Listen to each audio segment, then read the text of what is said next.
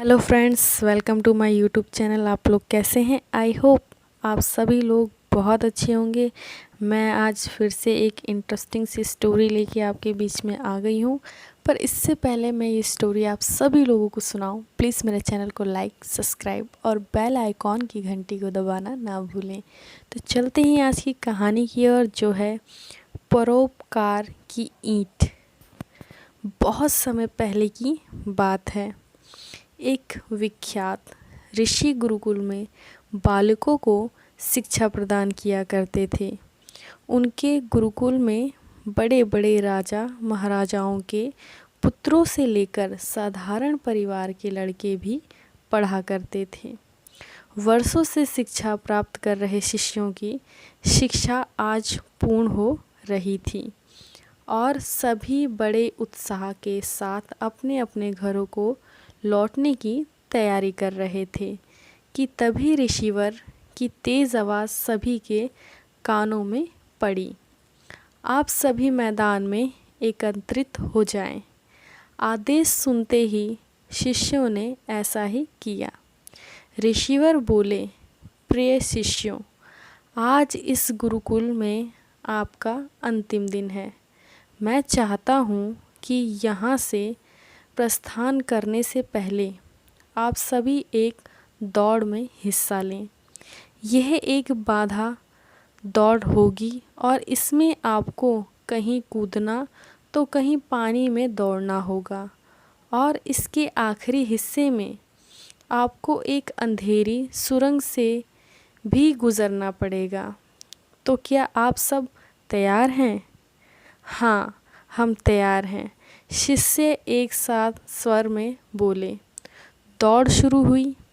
सभी तेजी से भागने लगे। वह तमाम बाधाओं को पार करते हुए अंत में सुरंग के पास पहुँचे। वहाँ बहुत अंधेरा था और उसमें जगह जगह नकीले पत्थर भी पड़े थे, जिनके चुभने पर असहनीय पीड़ा का अनुभव होता था।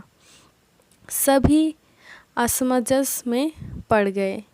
जहाँ अभी तक दौड़ में सभी एक समान बर्ताव कर रहे थे, वहीं अब सभी अलग अलग व्यवहार करने लगे।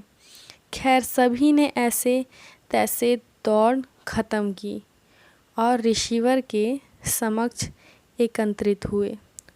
पुत्रों, मैं देख रहा हूँ कि कुछ लोगों ने दौड़ बहुत जल्दी पूरी कर ली और कुछ ने बहुत अधिक समय लिया। भला ऐसा क्यों? ऋषिवर ने प्रश्न किया। यह सुनकर एक शिष्य बोला, गुरुजी, हम सभी लगभग साथ साथ ही दौड़ रहे थे, पर सुरंग में पहुंचते ही स्थिति बदल गई।